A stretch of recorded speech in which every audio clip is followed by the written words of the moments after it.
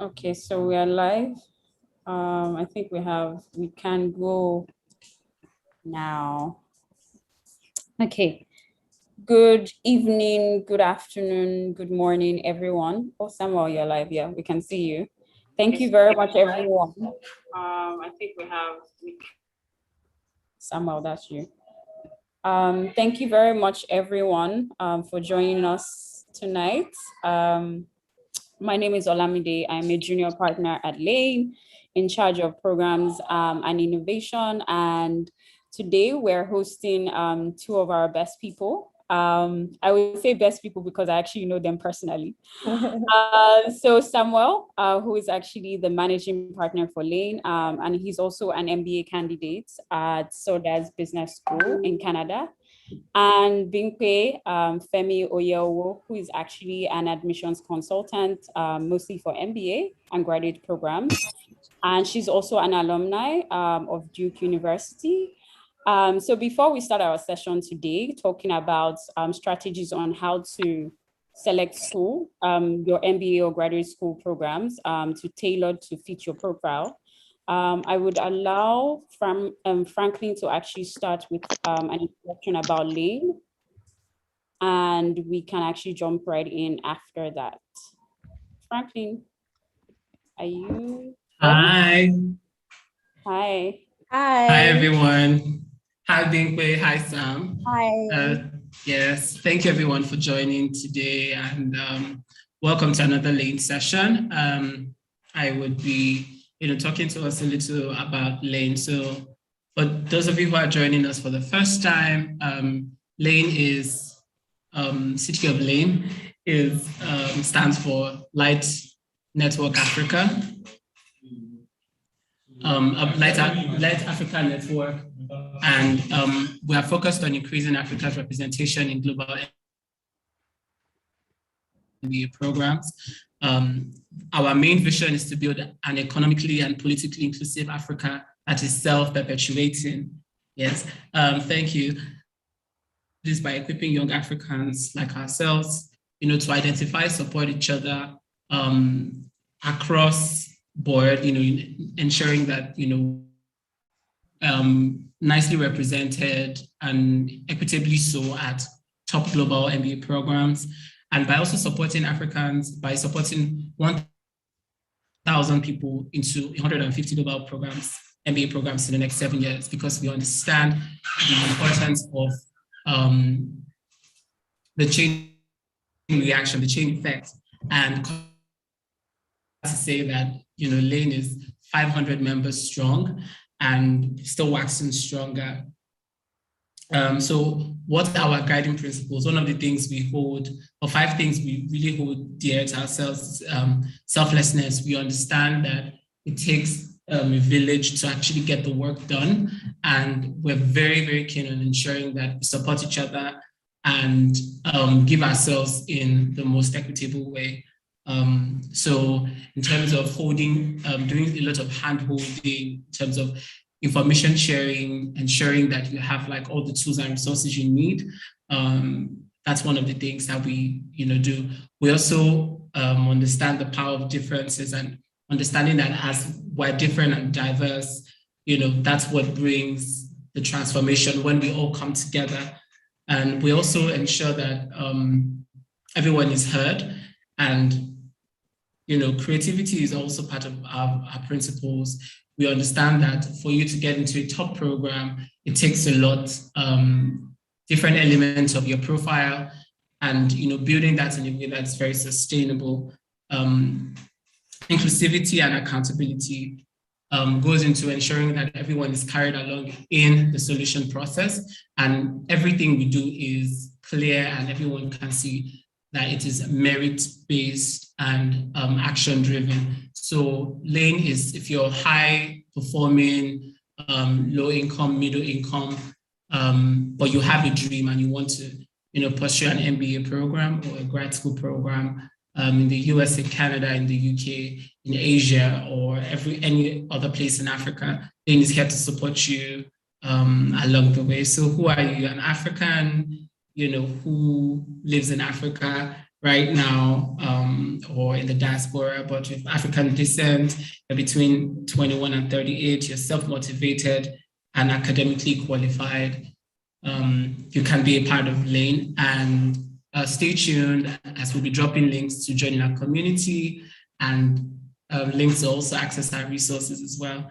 In a few weeks, we'll have our website live, and some of our programs. We have LAMP, we have Lantern. So LAMP is the mentorship program for MBA hopefuls who are planning to apply this admission cycle, and Lantern is for MBA admits who have just gained admission for this fall, helping them to get internships. So we'll share more information as we go forward, and I'm sure that Sam will also, talk a little bit more about our upcoming programs in the course of the session. I hope that everyone, you get your writing materials, especially if you're applying this cycle. Take down notes and bring all your insightful questions, and we'll be here to help you every step of the way. Thank you, Olamide. Over to you. Thank you very much, Franklin. Thank you very much, Franklin. Thank you very much, everyone. I know a lot more people have joined us. Okay, so to start, I would allow our panelists to introduce themselves. So kindly tell us a bit about yourself, what you currently do now, your graduate school program, either your current program or the program you actually previously attended, a bit about your background as well, educational background, and also what you actually enjoy doing outside everything that you're doing now. So anyone can jump in first. Samuel, Bingpe, anyone. Samuel, you can smile. Well, Bingpe is a guest in the house, so I'll let her go first. Okay. Okay. All right. Great. So, my name is Bingpe Femiyiwo, and I'm CEO and educational leader at Edward Consulting. Edward Consulting is an educational consulting firm that helps African students get into top programs in whether that's undergraduate, MBA, PhD in US, UK, Canada, and so on. Just like think really quickly, when I was 16, I moved to the US for my undergraduate study, and I went to school in University of Maryland, Baltimore County. And for my graduate studies, I went to Duke University. When I'm not talking to people about and helping them figure out their next steps for their future, I am definitely like watching my shows, big on TV shows, big on movies, love my music. And then I definitely love to travel. I mean, COVID has been somewhat of a buzzkill. But even last year, I still was able to sneak in Thailand and Mombasa. So hey, maybe this year, hopefully there is more of that. Yeah. Yeah, Sam, I think I can go second. Good evening, good afternoon, good morning to everyone, wherever it is you're dialing in from. My name is Sam. I'm a member of the Lane community, and currently an MBA candidate at the Southern School of Business, University of British Columbia, Canada. In the 6 years preceding my MBA program, I worked across 3 sectors. First 2 years, I was a tech startup founder, working at Podlobe, and one thing we were doing was trying to help people stuck in traffic make the best use of their time. That went on really well because, as a Lagosian, you know what, traffic will continue to, traffic is continuing to stay as a significant part of our lives in Lagos. And that went on for a good period of time until the product just happened to be too early. And, we weren't so ready to leverage podcast as a medium for that. So I moved into design engineering, worked at OVR at Lagos Island for another 2 years. But I realized I was more interested in the people who were using the infrastructure we created and infrastructure itself. So by that time, I was already very much clear as to needing to transition to something that allowed me interact with people on the influence decision makers. Yeah, and after that, I joined a civil engineering consultant. I joined a consultant firm in Abuja 2 years, and then I joined my MBA program. When I'm not doing that, well, I'm trying to support the amazing team at Lane, pushing things forward and making this work. I play chess, I go to the beach, I also working with a consulting club here in Canada. So yeah, there's a lot to me, but hopefully we'll be able to learn from each other and share the experiences that we have. Did I do that under 2 minutes? Because my career coach would be disappointed if I went over 2 minutes. Well, I think you could have done that in 2 minutes. You and I know that. Thank you very much, Samuel. Okay, so the next item on our agenda for today is, so Bingpe of Edward Consulting would put us through a presentation on how to actually approach your MBA school selection to fit into your profile, followed by a panel session with Bingpe and Samuel, and then we'll take Q&A at the end of the session. Bingpe, over to you. All right, great. So again, I'm Bingpe, and I put together a few slides just to go over like what a tailored approach to MBA school selection to fit your profile looks like. So sorry. Okay, great. So I'm just gonna I'll quickly go over like what Edward Consulting is. I'll talk about like the importance of school selection and kind of walk you through like how do you find the right MBA program for you given your profile. So we'll go over things like what does a safety school look like for your profile, what is a rich school, and some of the things you should be looking out for or prioritizing while while you're searching for an MBA program, and then just kind of end with key takeaways that I think are important moving forward.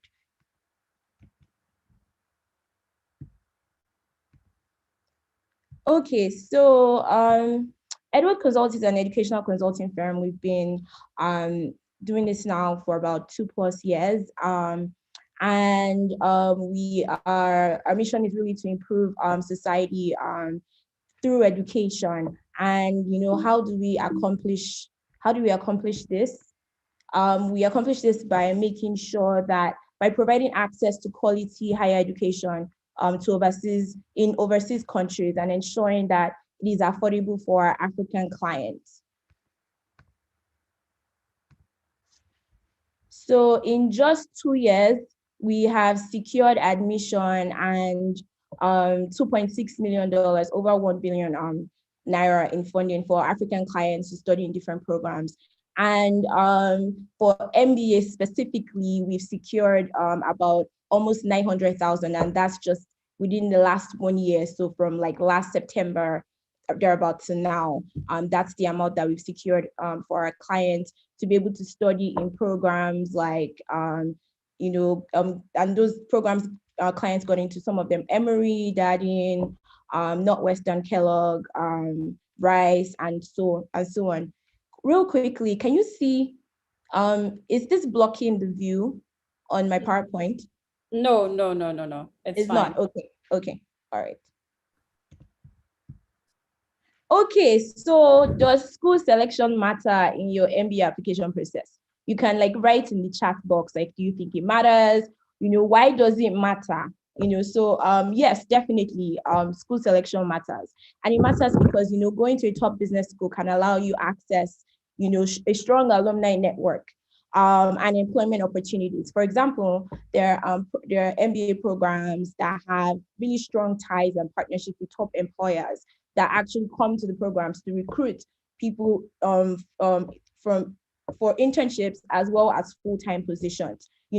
From my experience, I actually think that school selection is the most important aspect of the application. Don't get me wrong, I'm not saying that there are not other aspects that are important, but I found that if you are targeting the wrong school for you and you do everything right, your personal statements are great, your recommendation letters are good, your CV is well formatted, it's clear, it's indicating all the work you've done, and you're still targeting the wrong school, I've seen that it's still unlikely for you to get the desired results, which is to get into that program. Hopefully to get into that program with some funding, because we all know that MBA is really expensive. So for me, and for us at Edward Consulting, we're very, very intentional about school selection and making sure that we take our time in making sure that, first of all, we have selected the best school for our client's profile, and then we now work on everything else and get that done properly.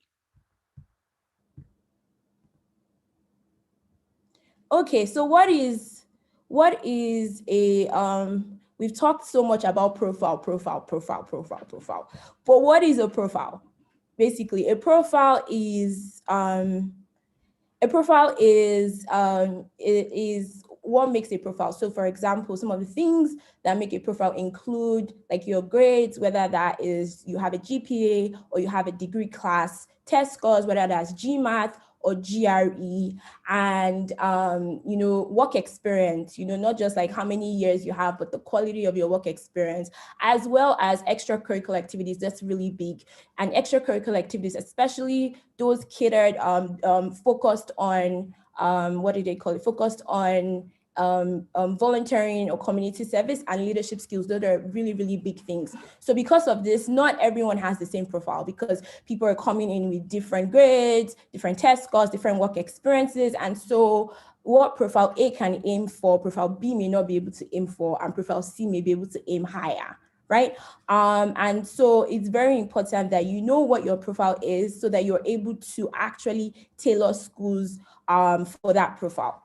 So the first step is to begin your research early and be open-minded with the countries you look into. So a lot of times, for example, last year, I had a consultation with a client and he immediately told me, you know what, Bingpe, I'm only interested in Europe. And I'm like, you know what, that's fine. We can prioritize Europe. But I honestly think that it's important for you to still go and see what is out there in like countries like, Canada, UK, US, and including obviously Europe, prioritizing Europe, to see like what is the best options for you. Because very early on when you're doing your research, you don't want to limit yourself to one place. You can have somewhere that is a preference, that's okay. You can have somewhere that's a priority, but you want to be open-minded. And so what we did for that client was we did research, given his profile, and we were able to provide schools for him. And at the end of the day, we moved forward with him, and he didn't end up applying to any school in Europe because he was not able to make an informed decision in the sense of being able to see like what is available for this school, see what they usually take, see what he offers, see what they're offering, and be able to make that decision for himself. This client now is going to Emory. He got into all the schools he applied into with scholarship, and two of those schools he got over $100,000. And so he didn't end up in Europe because he was open-minded. So that's the first thing I would say, especially when you're doing your research so you don't limit yourself from opportunities. Then what should you be looking for? So I'm going to go over some of the things you should be looking for during your research. So requirements and previously admitted classes, average profile. Schools usually have this. I'll go over each one in a little bit. Then rich and safety schools. I'll explain what rich and safety schools are, specialization, concentrations, and post-MBA goals. What does that look like? Cost of attendance, and scholarships and additional funding opportunities. So let's start requirements and previous class profile. So basically, each business school typically has statistics for admitted students. For the last admission class, they would usually have things like, statistics about like the average GMAT score, the average GPA, the average work experience, and so on. You'll also have other things like, what is the percentage for international students? So, is this school big on diversity? What's the percentage for females versus males? And just other information, so much that you can find when you do your research. Those are some of the things you should be looking at and seeing like, okay, so you get an idea of what they typically accept, and see if in comparison to what you are bringing in, how that fits into, that school, as well as like they talk about the missions, their values, their missions, are they aligned with your core values as well? So those are some of the things you are looking at.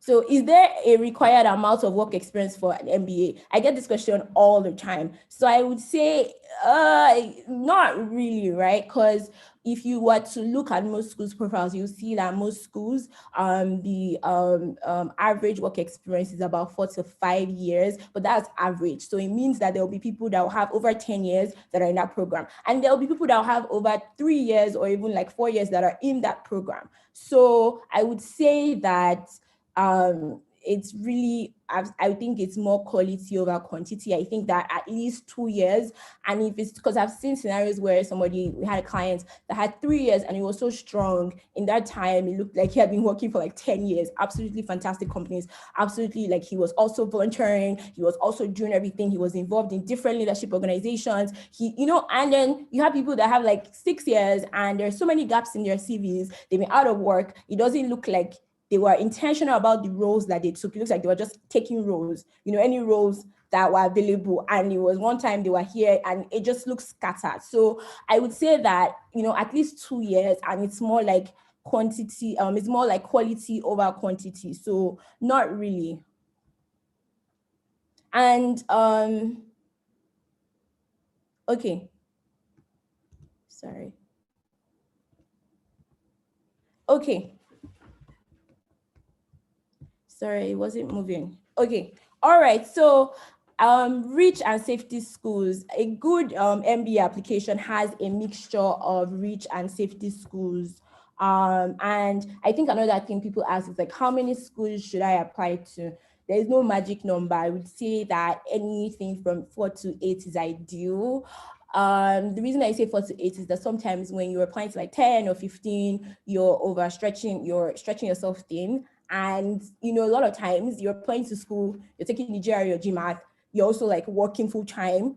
You might be married, you might have kids, even if you're not married or kids, you might have family responsibilities. So it's really a lot. You don't want to stretch yourself so thin that you're not able to do a strong and quality work on each application. You want to make sure that, so I would say 4 to 8, definitely not less than 3, because let's just say that if one of your recommenders like goes MIA very last minute and they couldn't get it in, that application literally has fallen through the cracks, and then you're left with 2. So I would say anything from like 4 to 8 is ideal. And if you're applying to 4 to 8, so let's just say you're applying to 4 schools, you can't apply to like 4 rich schools, no matter how fire your profile is. Like, even if you're working in Microsoft, you're working in, and then you've also worked in Apple, you've worked in Amazon, all the big, companies and so on, or PwC or KPM, all of that. A good school list has a combination of both rich and safety schools. So if you're applying to 4 schools, then it can be 2 rich, 2 safety. If you're applying to more like 6 or 7, then you can even like do a lot more, like 1 to 3 rich schools, and then 1 to 3 safety schools. So this rich and but what is rich and safety schools? Because it comes up a lot. So rich schools are schools where your academic qualifications are either on par or just below the profile of the average accepted student. So a lot of times when people hear rich schools, they think that rich schools are only like Ivy Leagues, like, Cornell, Oxford, Columbia. No, yes, top schools and Ivy Leagues are always rich schools. However, depending on your profile, for someone, it's possible that an applicant, their rich school can be like Rochester University, Simon, right? Because depending on what you're offering and what you're bringing to the table, everybody's rich school is different, right? So, and the thing about rich schools is that you include rich schools when there's like a calculated risk. You won't you won't be so far off and just be like, maybe you even when the reason it's a rich school is that you're reaching for it, but your profile should be like, let's say that the typical GMAT score that they take is like, let's just say 700 or 680. Let's say you now have like a 670. You're under, but you're like a little under. You're not like,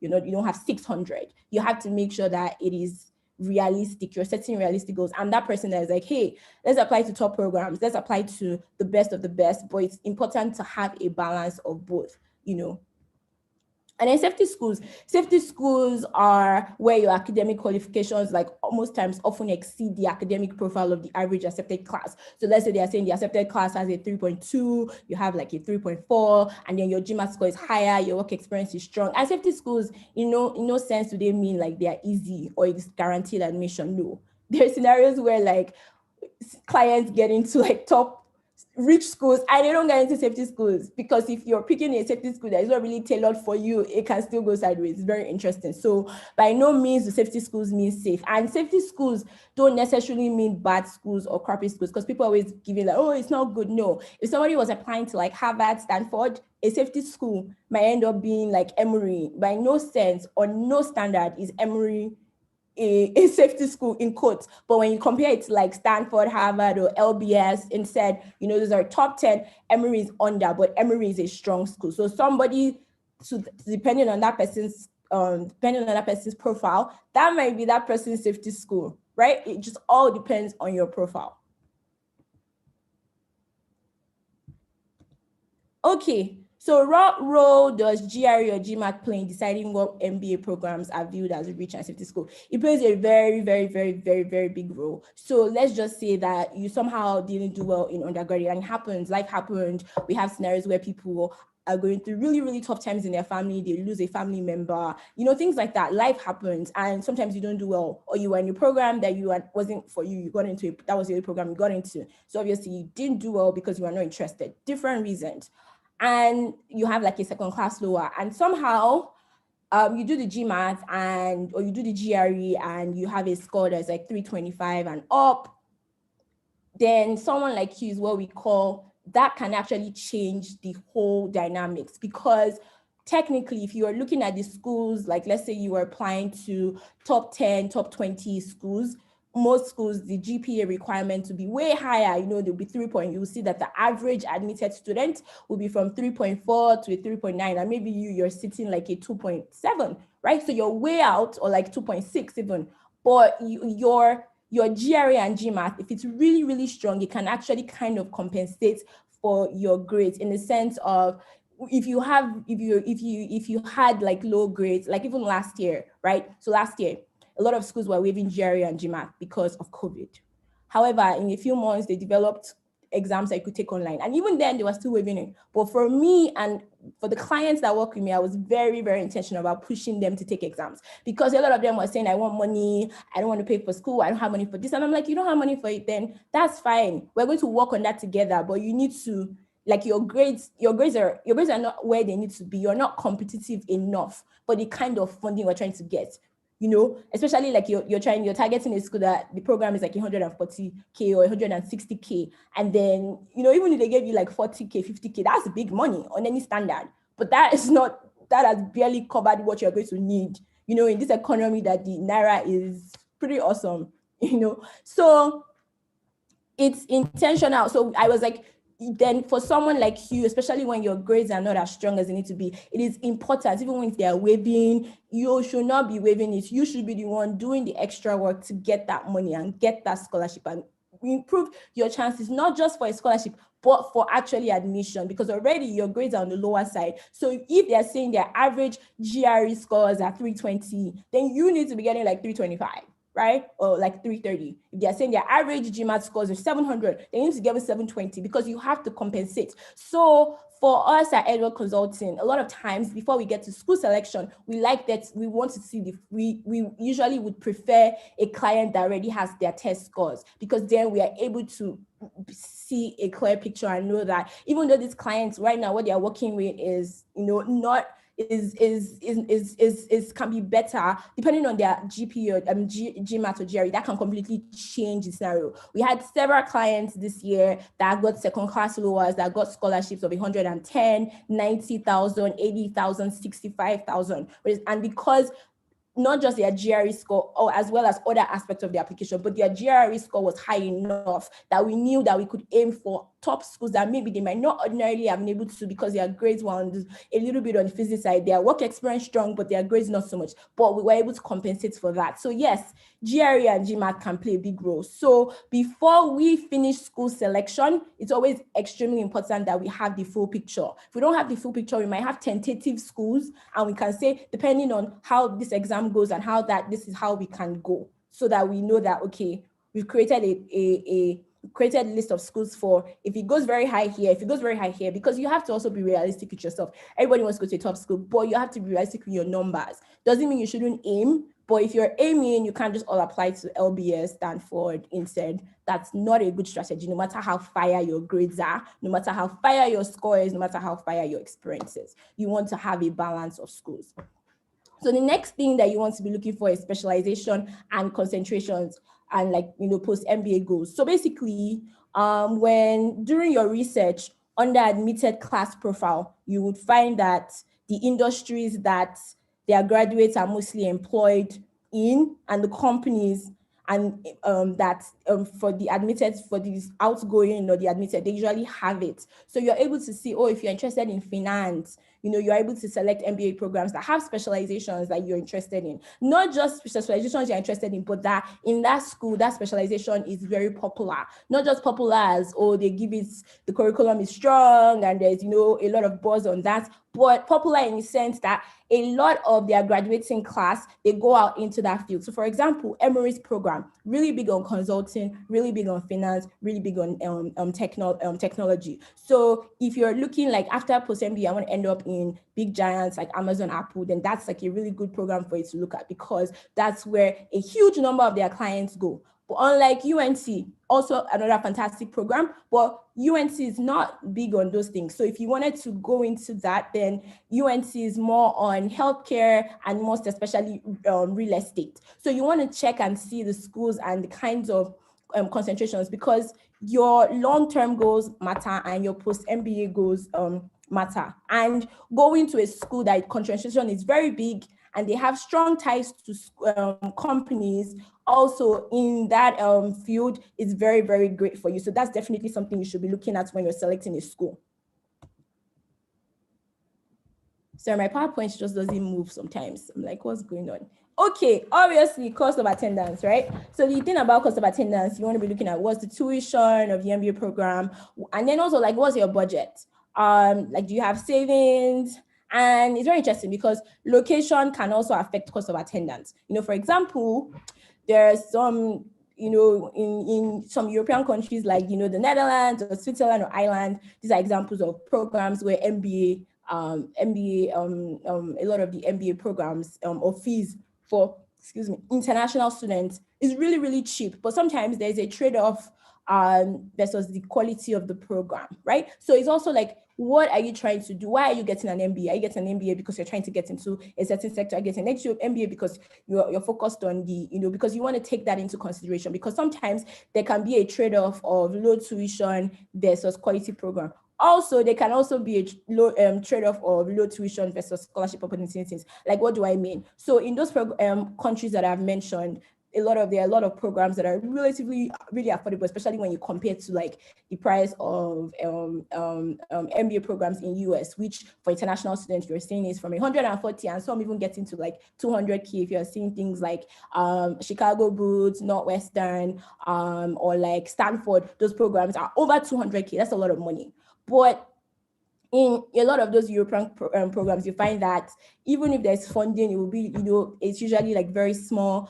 5,000 or 5,000 euros, 6,000 euros, and usually they are usually very few. They will have like one scholarship or 2 or 3. However, the difference with the US is that US is really, really huge on funding, in the sense of if you do well, you're deserving, they try and accommodate you. Unless there's just no money, they really do try and accommodate you. And even when they don't, you can appeal that money, you can negotiate your funding, and it can have the results that you want, and even much bigger than you could have imagined. That's not going to happen in Europe. Your tuition will be low, but there are scenarios where somebody might go to Europe because it's lower. But at the end of the day, the person that went to the US that started off with a school that is like 100 and 160 or something, but then they give them like 150 and they end up paying $10,000. So at the end of the day, they're paying still less than what somebody might be paying in those places, but they are probably going to a more a top program. So it's just a matter of why are you going to your MBA? What do you need from it? What are you trying to achieve? So you want to take all those things into consideration as well when you are doing school selection. So the big one, and this is really big for us, because the reason why Edward Consulting was set up was because I lived in the US back and forth for almost 8 years, and I saw that a lot of Africans were just not accessing opportunities that I felt that we could access, whether it was undergraduates, just master's program, MBA, PhD. And I really felt like, there was a gap where there was like, okay, even when people knew there was information gap, and then there was also like an expertise gap. When people had information, they just didn't know how to take that information and do the right thing, and that was where we came in. So obviously I had to talk about scholarships. So for scholarships, not just scholarships and funding opportunities, so when you are searching for funding options, for example, when you're searching for a school, you want to see like what are the opportunities for funding, whether that's scholarships, whether that's through a loan. So for example, international business graduate student loans, this is something that comes directly from the school, not an external party, it's the school that gives it. So this year we have a client that got into Emory, got 110, and the school is giving him the rest of the money, right? It's the loan. So this thing, you don't need a co-signer. It's coming directly from the school. The school is going to be your co-signer and is going out for you. So you are, it's coming from your school. So you want to see the program you're applying to. Do they have those kind of opportunities where even if you're 80%, 90%, but there's still a small chunk and you still can't afford it, is there opportunities for you that you can access that you won't be applying to a loan that will be rejecting you because just because a loan exists and international students can access it and it doesn't allow a co-signer, that doesn't mean they're going to approve your loan, right? But if it's coming from the school that gave you admission, the approval rate is almost like guaranteed because it's the school that is giving you the admission and wants you to come, right? So you want to think about that. Also, there are also other loans like Empower Financing and Prodigy that also do not allow co-signers, because in the US, a lot of the loans, or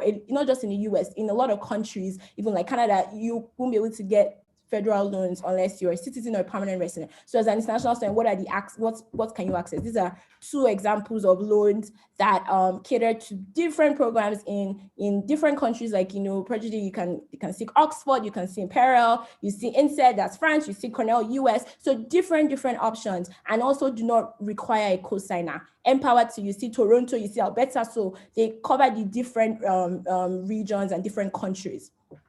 Okay, so that's it for loans. So when you're selecting a school, you want to, and how do you find out about the loan? Sometimes if you're unsure, write to the financial department. Hi, I'm an international student from Nigeria. I wanted to find out what are your loan options, and then find out what is the interest rate. When do you have to pay back? All this information is very important because it can let you know like which school might be in the best fit for you, given that as well. So also scholarships.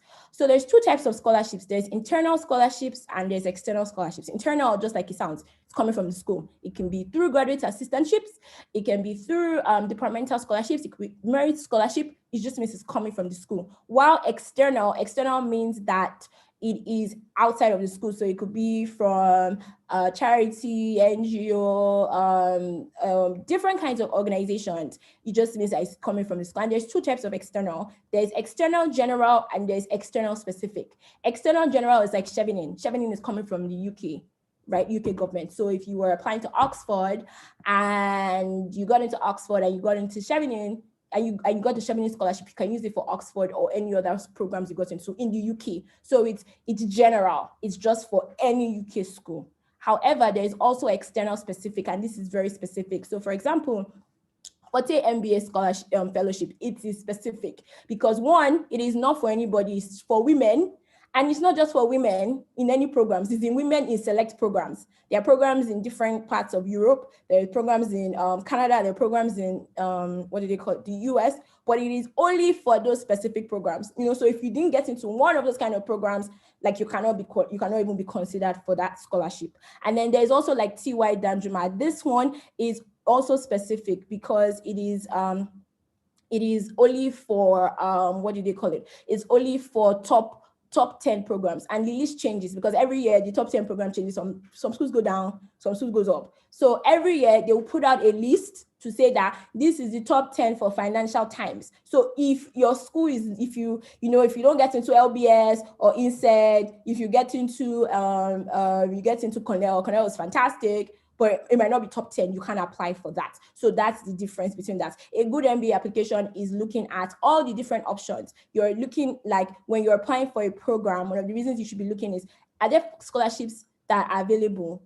One, are there scholarships that that are available, am I eligible for them? 2, what are my chances of actually getting this scholarship? How do you know? You're looking at past recipients, you're looking at the different grades that are required, you're looking at some of the things that they need. There are scholarships for social impact. So volunteering is huge. I've had people get scholarship because of the work they were doing that was so recognized, and they were getting scholarships of over 80K with grades that were not so strong. So there's different things. There's scholarships for entrepreneurs, there's different things. So you want to see what school is catering to your niche or the experience that you have, that you can be able to tap into that.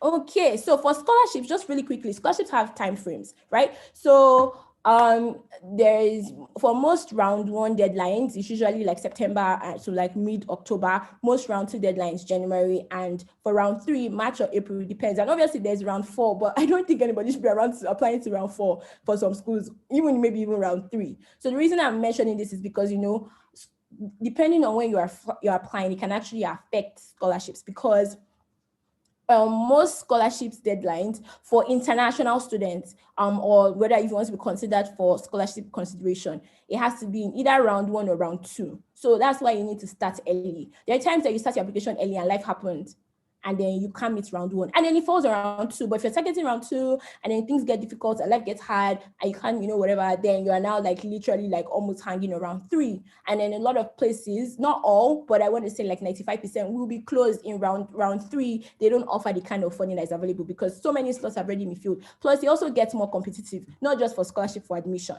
right? So applying early is key, but also like making sure that you are ready, right? Not just applying early, but submitting quality work. So just really quickly, some other factors, I'm not going to go too much into it. Class size. Are you someone that learns better when the class is large versus when it's small? Location, are you looking for a place that is diverse? Are you looking for a city where you can also learn outside of the classroom? Are you looking for somewhere where you can experience life and, grow, be able to volunteer and so on? Are you also looking for somewhere that is close to family, maybe because that will be cheaper and you have someone that you can stay with? So those are some of the things you think about. Clubs. What kind of clubs are they offering? Are they big on leadership? Are they big on women? What is your interest? And then teaching style, like how are they teaching? What's their curriculum like? Are there programs that they are offering? Maybe there are innovative ways that they are doing things that most places are not, that you're very interested. Those are definitely things you should also consider as well. So just key takeaways. In conclusion, I like to end with just these takeaways. I think that it's never too early to start putting together your MBA application. Because when you start, like I mentioned, you start early, you get a slight edge, in round 1, because later rounds get more competitive. There are also less spots. Schools become more picky. However, it's not just about applying early. You only want to apply when you are ready. So you don't want to compromise your application. It's not like, I must apply in round 1, I would die on this hill. No, if you're not ready, your stuff is not good, it shouldn't go. It should go around. So that's okay. Be open-minded in your research. Start open-minded. You can eventually be open-minded and then you can now narrow it down, but don't just decide that this country is not good for you, this country is not good for you, this place is not good for you, because you don't know the opportunities that are there and you might be limiting yourself from opportunities. Your school selection should be a combination of rich and safety schools. Depending on how many schools you're applying, that can look differently, but it should have a combination of both. Scholarship and funding opportunities should be a key criteria in school selection. It should be one of the reasons why you're selecting the school, in addition to the fact that they have your niche, they are big in your program, you fit your grades and the kind of people that they admit are similar to your profile. You also want to make sure that scholarship is there. It's not something you think about as an afterthought. It's something that part of why you're selecting the school, well, assuming that scholarship is important to you, or funding is because there are scholarships, there are funding opportunities. Even if I get XYZ, I know that I'll be able to get a loan because the school would approve it and XYZ. Then your GRE or GMAT score can be a game changer for school selection. That's why it's always better when you have the full picture. So it's always good if you can get your GRE score study, get it out of the way before round 1, and if you have to take it again, you want to start early, because most times people have to take it twice, not because necessarily that they fail, but because you have a target and you have an aim, and most times you don't get that aim in the first time. And people say GRE versus GMAT. It doesn't matter. See, yes, there are still some programs in Europe, like I know INSEAD is one of the schools that are still particular about GMAT. But for the most part, yes, a few years ago, it was only GMAT you could take. But at schools like Stanford, However, they're like, this is crazy. GRE is what is required for the highest degree, which is a PhD. So why would we be discriminating on an exam that is for the highest degree you can earn? So for me, I always tell people, like, you know what, you go there, take practice test online, see doing your research, see, is there anyone, is your school saying I only take GMAT? If you're applying somewhere like INSEAD, you said it's your top one, then that already lets you know that GMAT might be the option. But I tell people to go out there, do practice tests, see how you're doing, compare and see, because at the end of the day, you want to take the test that you can kill, right? Not the one of people say, it doesn't matter, honestly, at this point, unless your school is saying I don't take it. Most take both. It's more important that you're setting yourself up for success. And you setting yourself up for success means that you're taking the one that you have a higher chance of passing. You don't want to take a preferred one and fail. That does not give you any preference. Doesn't done any favors for you, rather. So and finally, use all the resources around you to make an informed decision and select the best MBA process for your profile so that you can submit a strong and competitive application. What do I mean by resources?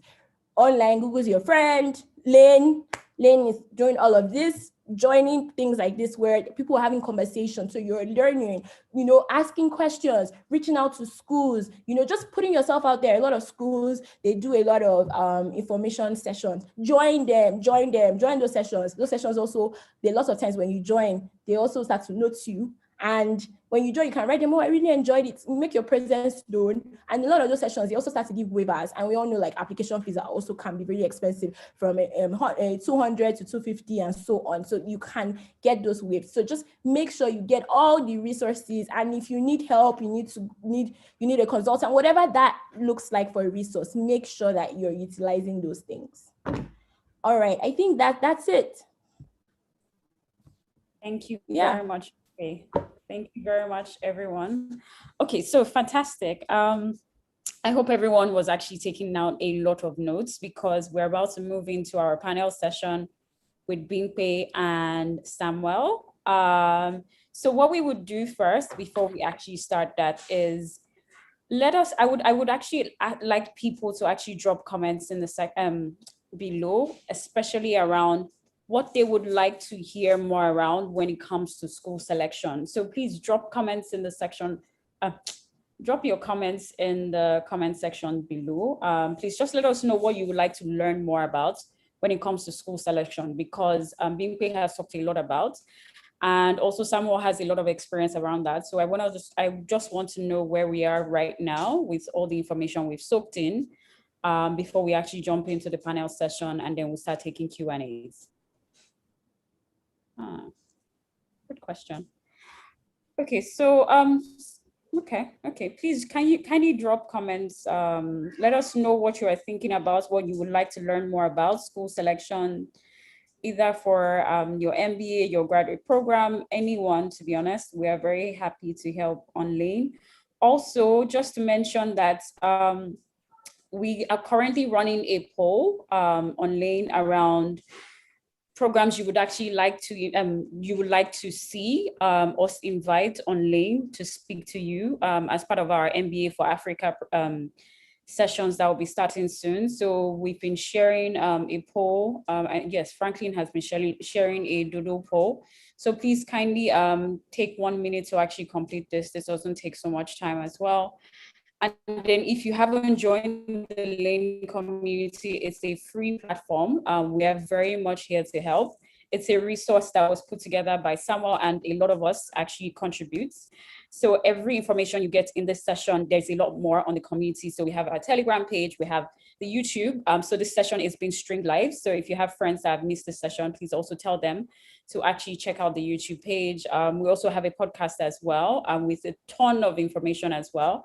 We also have a mentorship program, which is free actually. So you get paired up with current MBA students or alumni to help you with your MBA application process.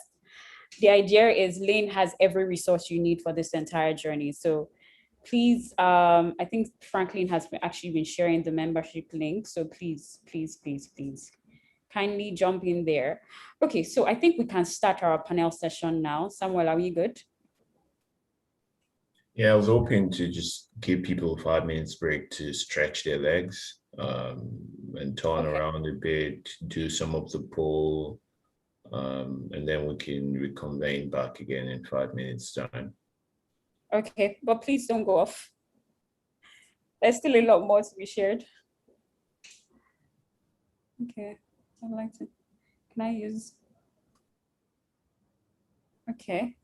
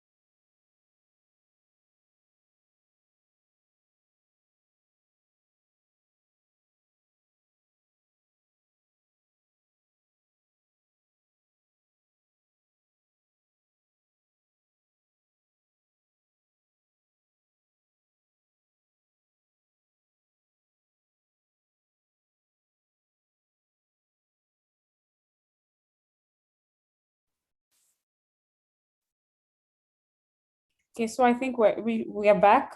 Guys, we're back. Choice is yours. Samuel Bingpe.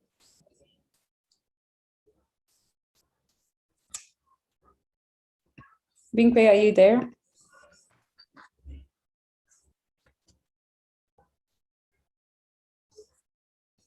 Okay, sorry.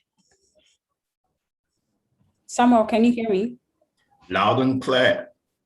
Fantastic. Thank you very much, everyone. So let's just quickly jump into our panel session. So, and I would like to start with Samuel. So can you walk us through your school selection process? And I really like to hear this because I think most people don't know so much about your experience when it came to school selections. So how did you go about it? How many schools did you apply to? No, I mean in 1 year, not like over the next couple of years. But please walk us through that journey towards selecting your schools and how many schools you applied to. Yes. I must have listed about 17 schools I wanted to apply to. I eventually applied to 12 and 3 PhD programs. Now, you may not understand why I did what I did, but there's a context around that. There's indeed a strategy to applying to multiple schools. And it involves a lot of planning ahead. It involves a lot of overlap, identifying schools that their essays and styles overlap, identifying schools that their profile overlap, and just applying through that route. And I did, and it worked. I applied to 12 MBA programs, got into all, got fully funded to, when I say fully funded, I mean tuition. Tuition only. I got tuition only to about 10. And then on top of that, stipend to about 7, came down to 2 choice, and eventually settled for Sauda. Amongst my school list at that point in time, there's USC Marshall, there was Olin, there was, in the year before that, I applied to 5, and Ross and Rotman said yes. I don't know, does that answer your question? I feel like I'm beginning to go into... Yes, it does. But when you talked about profiles, schools that have profiles that overlap, can you expatiate a bit more on that, so people actually understand how you were able to make that selection? Now, this is not, not trying to disrespect any school. One thing you guys would, for many people who are on lane, is how I scream about disabusing your mind about the myth of what a top school is all about. It is a myth propagated by the media to continue to perpetuate certain ways of thinking. And it works for the school, because a business school in itself is a business. Now, if you're so hung up on 5 top schools, 6 top schools, good for you. But one thing we're trying as much as possible to do is to help many of you not make the mistake. We'll find people who would naturally not listen when we say, apply to any top 100 MBA program globally, we'll get you wherever it is that you're going to. And they would have wasted 1 year and then come back to apply to that same school. So back to your question about identifying overlap. It often starts with the profile. Bimpe has already talked about how you need to research the school, look at their location, look at funding, look at their GRE score requirement or GMAT score requirement, look at what an average student looks like, the age requirement, and putting all that in a spreadsheet. And then most importantly, looking at the number of recommendation requirements, even to as small as, do they require me to send my official transcript? Are they providing application fee waiver? I didn't pay a dime for all the schools I applied to. In terms of application fee waiver, not because I didn't want to, but I just couldn't afford it. The other point I was going to say, putting all that in an Excel spreadsheet or whatever sheet you want to use, and just looking at how those schools at the eye level is what, as long as you're within 100, the top 200 global MBA programs or the top 100 MBA program in the US, you will succeed. Now, if your profile matches the top 5, top 10, good. We've got members who are in Stanford, in Harvard right now. We've got people in, Ola is in Darden. That's great. But often, more than not, people think that when you go to a school that is top 50, you failed. No, that's not failure. That's finding what works for you. And it links nicely to the other question about taking loan. But I think I'll pause at this moment I can talk all day about that. I could go all day. Thank you very much, Samuel. So my next question is for Bimpe. So what makes a suitable candidate for an MBA program or business school? I think I kind of already covered that. Is there anything in No, just to summarize particular it, that just you summarize it. Okay. I think it also depends on, like, it depends on your grades, your test scores. I think also like what concentrations, what your focus is, like what is your post MBA goal, like what are you trying to achieve? Does that align with the schools as well? And I think like just really making sure that you do the research. I like that Sam actually mentioned that, because I'm all about aiming big, but it's also about being realistic and knowing that not everybody's profile, can apply to XYZ. And just because it's like not in a top 50 or it's in the top 100, it doesn't mean. I've seen people go into like top 10 and afterwards they had nothing to show for it, right? They couldn't necessarily get into a job, get a position. And I've seen people apply into, like, for example, we have a client that went to University of Illinois. It's not necessarily like top 40 or even like top 50. And she got into Microsoft. She got an internship. So it really also depends on like your personality. I think you also want to check, especially as an international student, how is the career office like, right? Because a lot of times there are programs where they are very big on helping international students, and creating opportunity. And there are some programs that's not their thing. So if you're very laid back and you know that you're that person that needs help and needs to be pushed, then maybe a program like that may not be ideal for you. Yeah, and to jump up on what being basic, what is top to you? When you look at the ranking system, they all have different principles behind what is driving what is top to them. People like to think that other people have crystal balls. Like someone can just tell you that, Ola, this is where you'll be in 10 years. We all want that kind of thing, but nobody has that crystal ball. It's all about looking at what is important to the ranking system. Financial Times ranks heavily on salary. They do average. And what's average? Average means there'll be people lower and there'll be people higher. So an average income of about 100,000 or 150K post MBA could also mean that there's someone earning 60K post MBA from that school. And then there's someone earning 250K from that school. It's a range or it's average, and that's not a true picture. So you think that, once you attend that school, you get 150K. Who knows? Your profile really might only get you 60K in that school. Now, that's what people don't do. They don't rank schools based on their priority. For some people, it's about funding opportunities available at those schools. For some people, it's about location. For some people, it's about global mobility. For some people, it's about prestige, which most schools are. It's all about prestige for many of the ranking systems. So, and that's not all. Sometimes the difference between the school that is 8 and the school that is 20 is just 1%. 1% that is not noticeable to the human eye. 1%, sometimes some schools about, how many papers your lecturers are published. I don't care about the number of papers my lecturers have published. I care about the job I'm getting after my post-MBA. Some people, it's about how fancy the accommodation spaces, the environment is. I don't give a damn about that. So a lot of self-reflection needs to go into the process. Many of the answers we'll be giving going forward is not about telling you what works, because we're different. What we value is different. That's one about ranking. The other thing I just want to quickly highlight on is the mentality.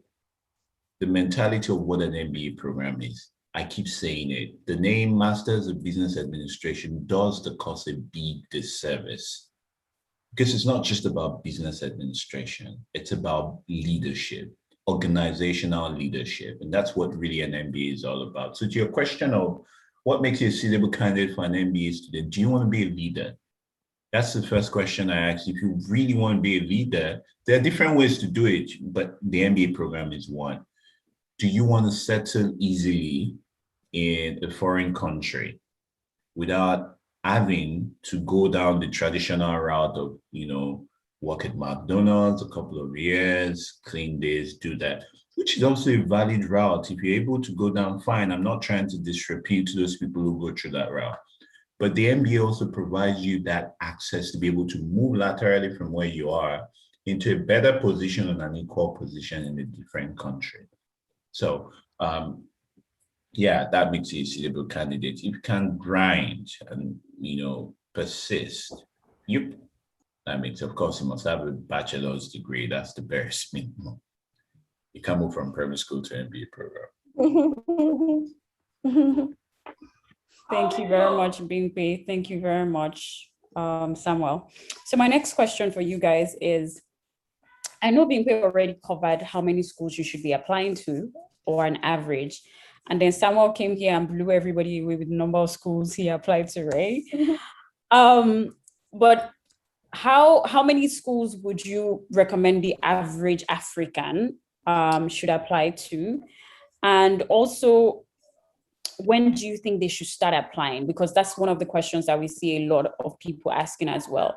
When should I apply? When should I do this? When should I do that as well? So if you're applying to 12 schools like Samuel, I can imagine that you probably start very early. Also taking all your calculated risk into consideration as well. So, but anyone can start this one actually. Okay. So I feel like this is one of those ones where there's no like magic answer. There's no like right number. I think that it depends on, you need to be honest with when you want to start the application process. Sometimes some people start this process like 2 years ahead. They're already putting the school together. They're already, kind of working on your CV. They're already speaking to, so it depends on the time frame. It also depends on, I think someone mentioned a very important point. So he said he applied to 12, but then he said that he was also targeting some PhD programs, right? So that was just not just MBAs. And then he also said that he was also, within that 12, he made sure that there were programs that were similar, right? So that meant that as far as like maybe in personal statement or some of the things that he had to tweak, they might have like, similar questions or have like a similar MO, so that where, even though, because the goal is to tailor each application to each school, but there are certain schools that are similar, where when you've done one, it's easier to do like a couple more, right? So in that scenario, I can see how like applying to more and having more time. But I personally think that I think that anything outside of 10, if you're targeting MBA and then you're also saying, maybe let me check out MS in marketing or management or a PhD, it makes sense why you might have a lot more. But if you were just targeting an MBA, I would say that anything above 10 is a lot, because it's not really about the quality. It's not about the quantity, it's about the quality, right? And applications take a lot of work for you to get it to where it needs to be. It's not just about writing an essay, you sit with it, your recommenders, your CV, there's so many things. And then we are also like we're also professionals who are working, and people have like lives. So you don't want to stretch yourself too thin, because even when people apply to 5 and 6, I have clients, they're always crying. There's always drama, especially when they're targeting money. Everyone gets so stressed, they feel overwhelmed. There are times that they MIA because work is a lot. There's a lot of pressure from work to, so be honest with yourself.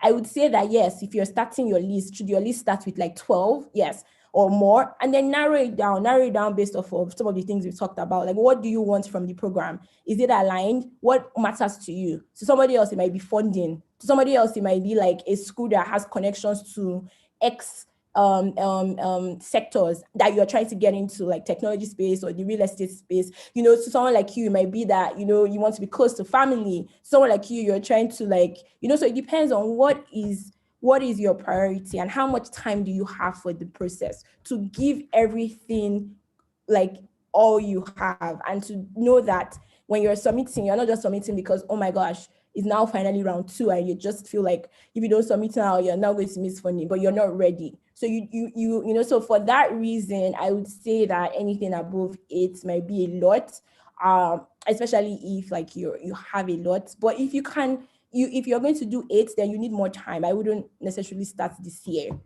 and apply to 10. You should have already started since. before the application portals open. So when they open, you've already worked on your CV, you've already started to speak to recommenders, So if you're going to apply to a lot, then give yourself enough time to actually do it justice, because you don't want to compromise the quality of your work over and then you're submitting so much and then you're not really getting the results that you need, right?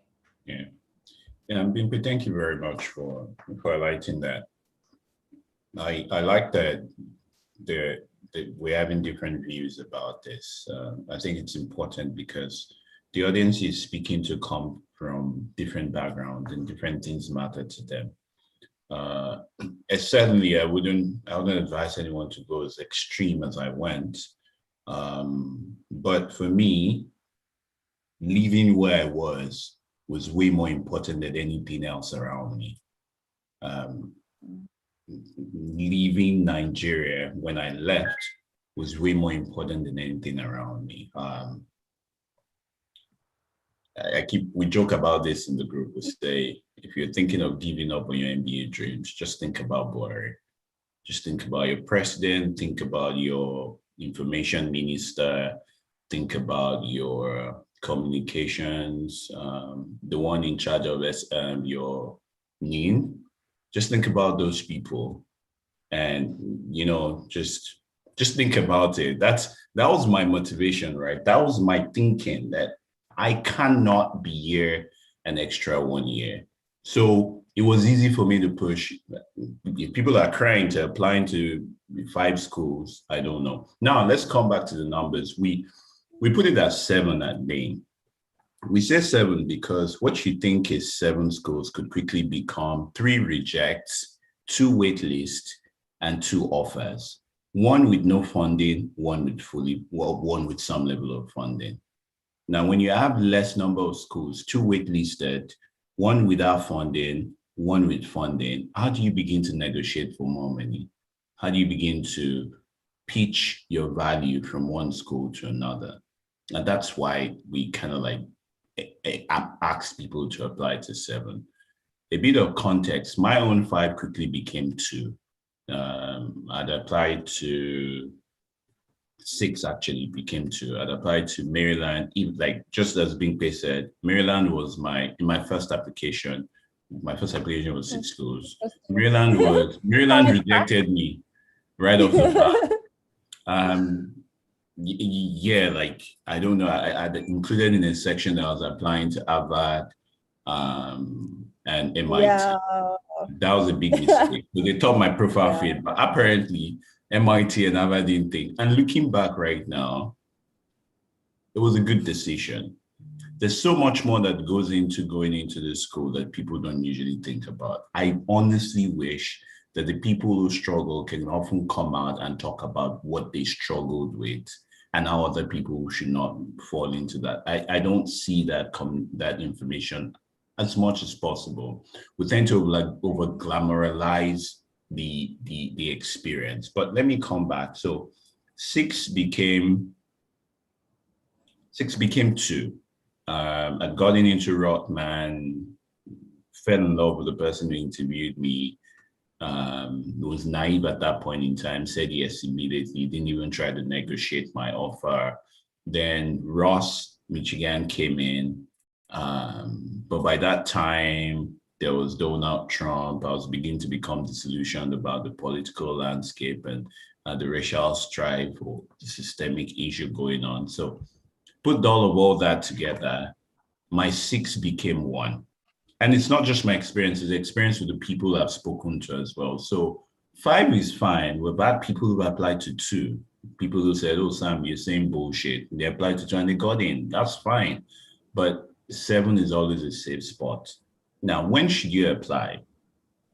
I'd say apply now. Just start now.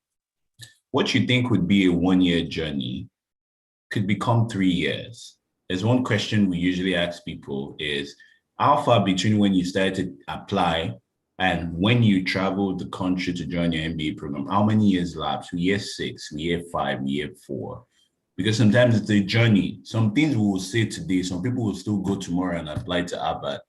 And it's fine. And then they get dinged and they need one more year to reapply again. So it's not failure, it's a learning experience. So just start now. I often say put about $200 because I don't think HBS will give you application fee waiver, right?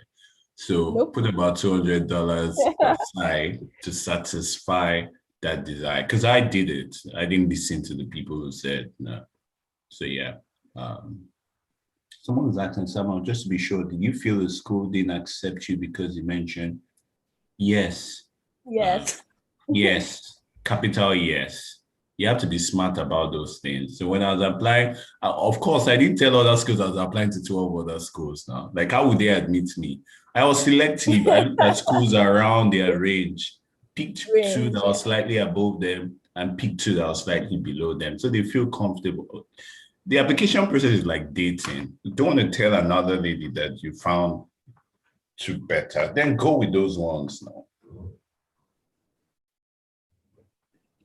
Okay, thank you very much, Samuel and Bimpe. So we have one more question for our panelists before we go to the Q&A session. Shout out to Hosanna and Ife and Franklin for actually handling our comment section. Okay, so the last question we have is that if you, in your opinion, right, what tips or some best practices do you recommend for graduate school selection based on your experience? So just give us 2 tips off the top of your head that you feel like people can actually action immediately. And I hope that people would actually hold on to that on their right hand, not their left.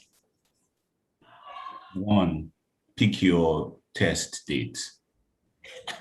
Just go and sign up. 2 months from now, you're writing the GRE. Just go and select it. 2, find somebody who can tell you the truth. People haven't come to me with long lists that I know. I say, send me your resume, send me your transcript, and send me the school. And I'm going to be like, I'm going to exit out. I'm saying, nope. What are you going to do in Columbia Business School? I would exit. So you can be all in cloud 9. You need someone to pull your feet down and say, look here, I'm not saying miracles don't happen, but in this case, it will not. Pull their feet down and tell you this is what is realistic and what is not. Those are the 2 top,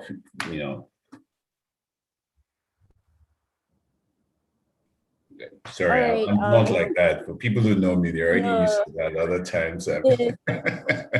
That's how I am too. So I love it. I love it. I love the energy. That's why I was laughing, because I've had this conversation severally with Olamide about how I am telling people be realistic. I'm that person that's like, let's aim. I want to aim high, but I want it to be calculated risk. It has to make sense. It has to make sense. And a lot of times people don't want to listen. It's like you're killing their joy. You don't want what's the best for them. And then it's like, oh, but you went to Duke. I'm like, yes. But it took 2 years of planning, and I wouldn't have gone if I didn't get funding, right? Because people always think if you don't go to those schools, it's the end of the world. It's not. It's not. You have to compare, right? I got into NYU, I got into Columbia, I got into Georgetown. And where did I go? For me, I followed the money because that was what was most important for me. I lived in the US before in different parts. So it wasn't I wasn't wow, I wanted to explore then. Durham compared to NYU is dead, right? It's not dead, but if you compare it to NYU and you compare it to the DMV, which is, DC, Maryland, where I'm coming from, it's more subtle, but there was a lot of money. The cost of living was way cheaper, and you were offering me more money, and it now ended up being a better ranked school, right? But it wasn't that necessarily, right? Because if NYU was offering me a lot more, and I was like, okay, so be realistic, aim big, but be realistic and be honest with yourself. And sometimes you see that people aim big and they don't want to do the work. It happens a lot. People think they aim big, because I've seen scenarios where someone didn't necessarily fit the profile, but they did the work and the work showed, and they came through in their interview. And do you understand? Even, but a lot of people are aiming big. They want to, I went to Harvard, I went to Stanford. It sounds good, but the work to take to get into them, show up for yourself. Show up for yourself. If you're expecting people to say, expecting millions of nairas and thousands of dollars, then you need to show up for yourself, whether that is investing in studying for the GMAT, GRE, whatever resource you need to get. If you need a tutor, you need a tutor. Get a tutor, right? Invest in yourself if you expect other people to invest in you. If you're looking for money and you're looking for the easy way, money and easy way don't go together. It's wanting to get into a program, is wanting to like secure substantial scholarship. It's not the same. Yes, there's all those things that they say optional. There's nothing optional for you. You are doing all the optional because you already have to start setting yourself up. So I would say be realistic and aim high but realistic. And I would say be open-minded, right? Don't say like, oh, I don't want to go to this type of school. Oh, look at the ranking. Oh, be open-minded. You don't know what that school might be offering. You don't know. Speak to people, alumni. Speak to people, present students to get a vibe. Is it the vibe that you're looking for? Don't just dismiss it because it's not in top 20, top 30, top 40. Don't be open-minded, and not just open-minded to schools, but even countries, right? Somewhere you might not see yourself, that might be where has the best opportunities for you. So be open-minded in your research, right? You might now end up saying, I'm not going to go there, but be open-minded so that when you are choosing your final schools, you're sure that these are the best schools for you in all the places, because you've looked at it. You're not wondering, and you're able to now like create a clear plan and move ahead. Thank you very much, Samuel. Thank you very much, Bingby. So we have a couple of questions that have actually come in. So let me push one of them to you. So someone asked, what is the expectation of paying back loans taken from within the US for a course within 1 year OTP? Are there chances of extending stay in order to get a job towards paying back the loan? Okay, so I'm guessing they meant OPT because that's the work permit. Yes, so OPT usually when you finish programs in the US, you get 1 year. If it's a STEM course and there are STEM MBA programs, I think UNC has a STEM program, right? So if you go to a school like UNC, you might finish with and you can have access to 3 years of OPT. I'm not really big on, I don't have the information for loans, and that's why what I would say is research that. You want to just make sure that you're reaching out to them to get a clear sense of what their interests are, right? You want to make sure that whatever you're getting, it's not ridiculous. You want to make sure that the payback time, there are different payback times available. Sometimes it's like it doesn't start immediately. Some allows you like 6 months for you to get a job, right? Some, if you don't get a job, there are extensions, so those are things that you would have to go on. I personally, we at Edward Consulting, we don't really particularly help with loans. We're more like getting that money, but we recognize that not everybody can get the money that they need. So for us, loans is never the first option. It's like the last resort. It's like you've gotten you won't be like, you won't start like, I had a consultation with somebody. It's like, oh, you got into Oxford.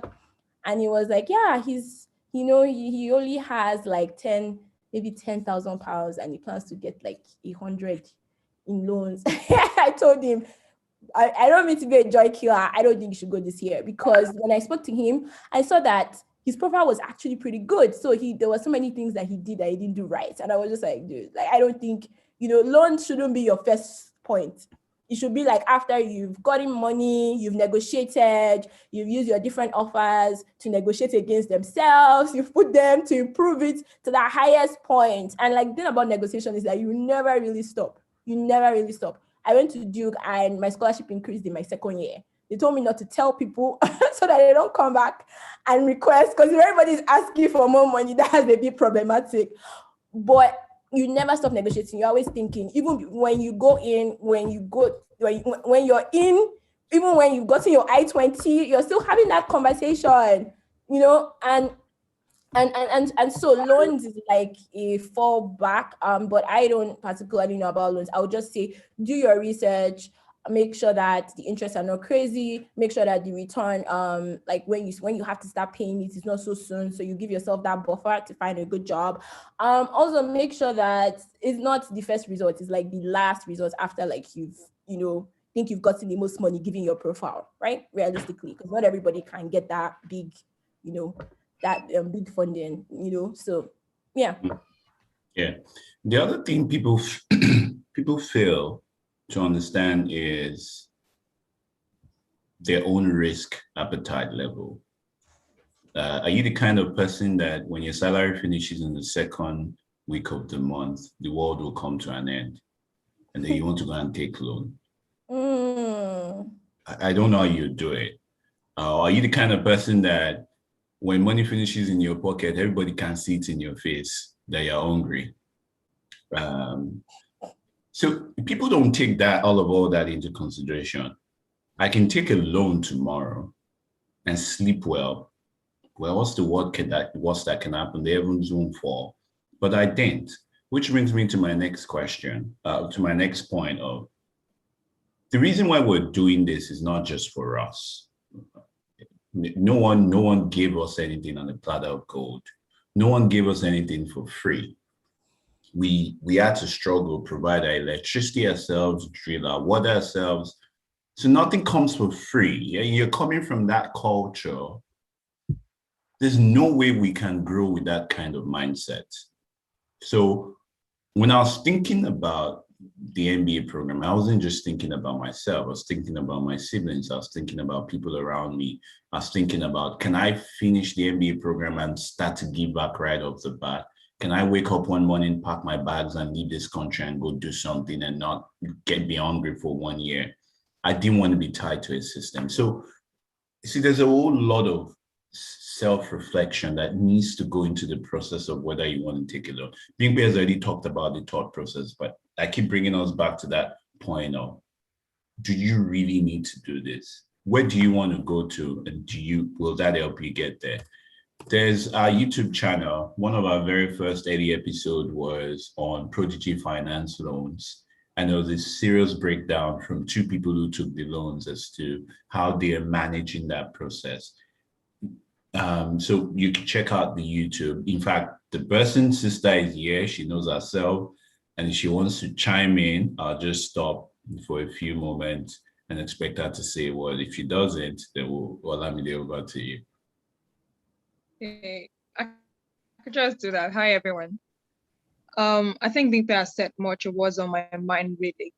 When it comes to the option of taking a loan, you have to really evaluate yourself. Like, if your program is a 1-year program and it's not a STEM program, you have to go in with all your armors, right? I have to get to the company that's going to sponsor me for H-1B visa. They're going to pay me well.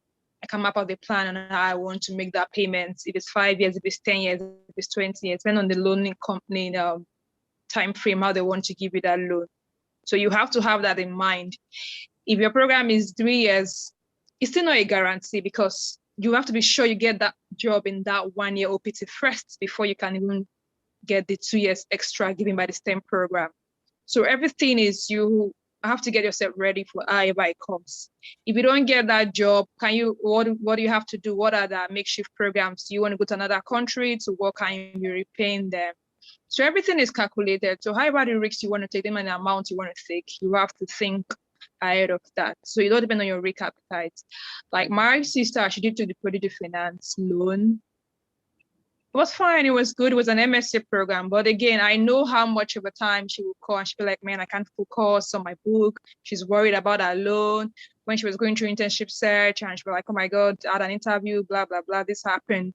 She had that emotional like stress through the process. And she was like, if I'm going to do this, I'm going to try and pay this loan off in 2 years. I don't mind not buying any car, not buying anything after graduation. I just want to focus on pay off a loan. So that was her own target. And when she finished, she got a good offer in a tech company and her plan is 2 years. I want to pay off my loan. Another person said, I want to switch out to 5 years. I want to move to 10 years. The loan company will work whatever timeline you want to give. So at the end of the day, it all depends on school. If your school is a co-signer, like Binkley said, some schools do that. It makes it less stressful because the school is going to want to work with you also to make sure that it gets a good placement and you give them that result they want to also boost their ranking in the ranking system. Yeah. I don't think I want to stop here for now. Thank you. Great. Thank you very much, Sana. Okay, so I think we would take one more question because I see majority of the questions have been answered. Okay, so there's another question here. So somebody asked, do you think an MBA is truly beneficial after 2 years of experience in junior roles? Or is it better for it to be done when you have experienced a more senior or managerial role in an organization? That's a very good question. That's a very good question. It's a good question because I look back at when I was going to 2018, when I was supposedly to join an MBA program. I was, again, I'm not shy about, I was, I'm trying to remember how many years of work experience, but just about 3. I was also 28, and I keep forgetting my birthdays at times. I was also 24 thereabout at that point in time. I'm very young, don't worry. You see, I don't have beards. But I look back right now and I see when I joined my MBA program at SADA, within the first 1 month of my program, I had my offer, my internship offer. I was a lot more matured. My contribution in classes was a lot more matured. My thinking, my ability to handle relationships, to manage group dynamics is a lot more matured. I feel like I'm maximizing the MBA program right now than I could have ever even thought of in 2018. Now, to your question, you alone can answer that question. But if there's nothing pursuing you, if Buhari still cannot reach out to you right now, then just take your time. But if there's something pursuing you, well, maybe you just take the dive, but it's just better to wait a little bit longer, gain more experience and context so you can be involved in class and things in school.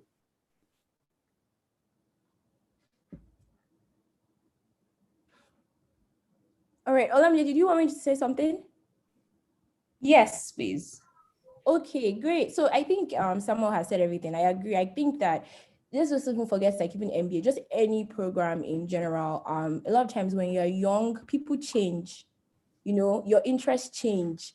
And that changes who you are like 5 years ago is not who you are now. And a lot of times it's not. So I think that just any graduate program, whether it's PhD or an MSc or an MBA, when you're older, a lot of times you've really experienced life. You're who your interest, you know who you want. A lot of times you go for an undergraduate, then you just go to a master's program because it's aligned with that. You just go, so just there's a process. But when you're older, you're able to really think about like, this is where I'm trying to go in my life, and this is what I'm trying to do, and you can actually contribute more, like Samuel said, in a classroom. It's just, and then it's like more like you're doing it for yourself, and not necessarily for like your parents, or there's no pressure, because it's like that's the next step that I see for my career growth, or it's time, or I'm there. And so I personally think that having some more experiences is beneficial for you, and just enriches the program in general. But at the end of the day, it's a case-to-case thing. There's no like right or wrong way. You have to decide what's best for you. Some people at a very young age already know who they are, and some don't, right? Some people know who they are, they know what they're about, they know what they like. And even though they might evolve, they're not really going to change. It's not going to be like a major change. And some people, it's not like that, so you are the one that knows best. You know yourself, and it's a case-to-case thing. But be honest with yourself. Be honest with yourself. And if you need more time, that's okay. I tell people that time is like the best thing ever. People are always like, if I don't go this year, trust me, the school is You still won't there. die if you don't go this You won't year. die. You won't die. You won't die. I tell people all the time. When I personally was trying to go to school, I was sick for 2 years. 2 years. I was truly sick. I got admission and I literally couldn't go. Not because I wasn't getting into programs. I was too sick to go. And it just seemed like, wow, I don't know this work. I didn't die, even from the illness. Neither did I die from the heartbreak. And it wasn't because I didn't do the work to get in, right? I did it. But life happens. Life happened. And guess what? I went when I was meant to go. I'm not saying that I went at the time I went. When I went and I got into the program, I was like, yo, if this was like 2 years, I just wouldn't have been able to, because I won't lie to you, MBA programs or graduate school is hard. It's hard. And people don't tell you this. It is hard. It is hard. It requires like the commitment, the zeal, you want it. So sometimes when you've persevered and it's been a long journey, you want it, you worked for it. Sometimes when you get it so easy, it's just like, you get there. When you put in that work, you're constantly putting that work. And especially like your first first semester, a lot of people are like, yo, I don't know who sent me. You send yourself and then you are wondering, what am I doing here? How did I get here? And so sometimes when you're young, it can really be a lot, because the older you get, the more experiences you have, right? Not all the time, because some people experience a lot when they're younger, but typically, so then you're more able to handle stress better, right? Doesn't mean you won't be stressed, but you're probably better at being able to manage your time, manage your emotions, and that can really, really affect like your program. Affect like not a matter of just grades, but what you are getting from it. Are you networking? Are you meeting? Because some people get so overwhelmed, they don't get anything out of it. They just kind of go to school and they are drowning in the work. And you say like there's so many awesome networking opportunities happening around them, and they can't even attend it. So when they're done with school, you've done nothing to prepare yourself for the real world, because you've been overwhelmed, and then you're still struggling. So maturity can go a long way, but everyone gets to maturity at a different space. So it's really on a case-to-case basis, right? Quickly allow me to chime in these 2 points. Another thing people don't fully appreciate is the educational difference. Our educational system is starkly different from how they run their things there. So you're not just adjusting culturally, or you're not just adjusting environmentally, you're also adjusting to a new academic system. So that requires, and that's why we always lay emphasis on GRE and GMAT. It's not an exam. It's a pre-MBA preparatory course, and take it as that. You see the old part of your quantitative, your verbal, your essay writing, all those skills are important in business school. It's not because they want to take your money. I used to think that way at some point, but when you start to think of it as a pre-MBA preparatory course, you would appreciate it when you get to school. My second point is, if you want me to carry my laptop right now, smash it just because I want to get you out of my screen, is to start your sentence with, but my friend got into this. But my friend had this. But I know somebody. But I hate to hear that. Yes, your friend did it. Did you go to school in the US for your undergrad? Yes, your friend did it. Do you work at Big Four? Does anyone even know your company outside of your, outside of Lagos, or wherever it is that you keep the shade to a minimum. My point is, your friend is not you. That's why it's your friend, and you are you. So when you start to contextualize other people's achievement, ask questions, first of all. Ask questions. There's certain, this life's journey, we're all born on different, our background, we didn't choose. Where you're born is a lottery system. Hopefully I get to heaven. Yeah. And I have to go out with that lottery system. Because it's a lottery system. The fact that your parents were not able to give you that resources you need, you can't change that.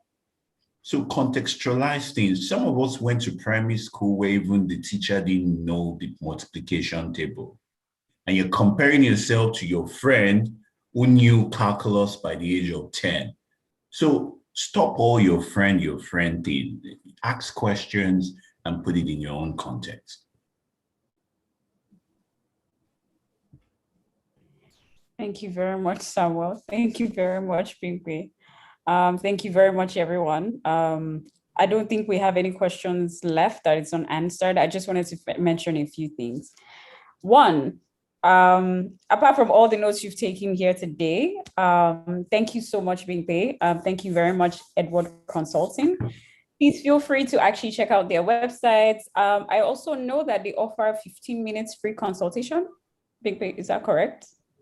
It's 10, yes. But sure. Oh, okay, for the people in this session, we do 15. If you tell me I came through this, I got you.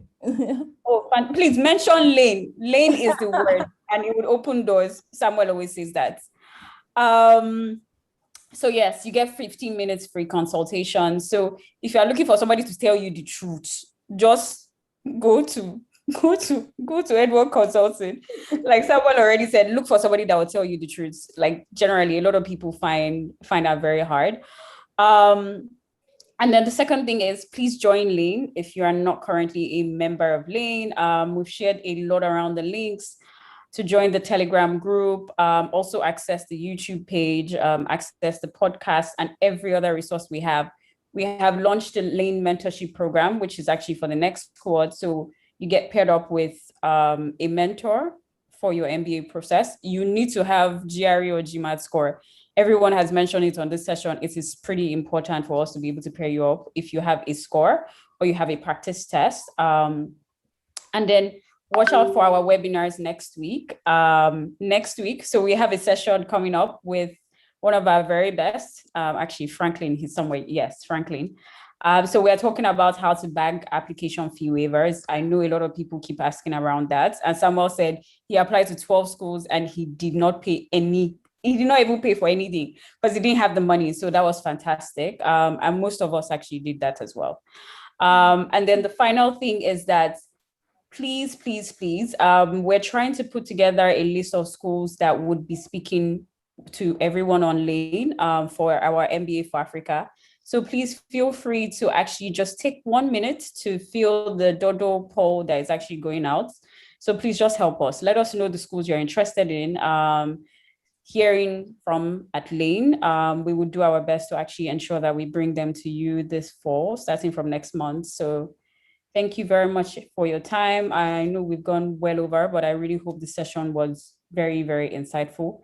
Thank you, Bingpe. Thank you, Samuel, for your time. Thank you, Hosanna. Thank you, Franklin. Thank you, Ife. Thank you, every single person that has been a part of this session. Yeah, it was great. It was great. Thank you very much. Yeah. All right, thanks for having me. Yeah, Bingpe, thank you very much. Someone asked a question in the chat about the indigenous MBA. Yes, don't omit it. As long as you don't have an MBA degree from non-American university, you can do an MBA in North America. I don't know about Europe, but I hope the same applies. Also, with respect to the MBA for Africa program, we do get schools to give us application fee waiver. So you want to be smart enough and add schools that you really want to show up on that event. There's so much amazing stories from that I am looking forward to it. And I wish there's something we used to say in the group. Where was Lane when I was applying? I keep asking myself that question. Where was Lane when I was applying? But yeah, thank you very much. Thank you, Bingpe. Thank you, everyone. All right. Bye. Bye. We'll just wait around, Samuel. I'll just wait around. Let's see how many people, if people have questions. But please, we'll keep sharing the link for people to join.